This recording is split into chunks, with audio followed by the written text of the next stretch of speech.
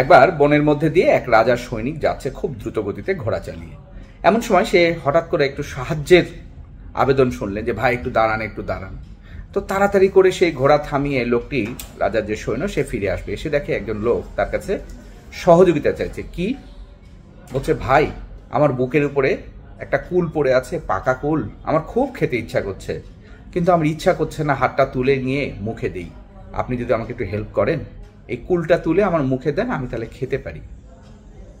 এটা শুনে তো রাজার সেই সৈনিক একেবারে স্তম্ভিত হয়ে গেছে যে একটা লোক কতখানি অলস হলে এরকম বলতে পারে। এইটা শুনে পাশে আরেক লোক, সে বলছে যে ভাই একে মারেন, এ ভয়ঙ্কর কতখানি অলস, দেখেন কুল তুলে খাচ্ছে না, একটু আগে আমার গায়ে একটা কুকুর আমাকে মৃত মনে করে হিসু করে গেল, ওকে আমি কতবার বললাম যে তুই একটু কুকুরটাকে সরাই দে, না হলে তো আমার গায়ে হিসু করে দিবে।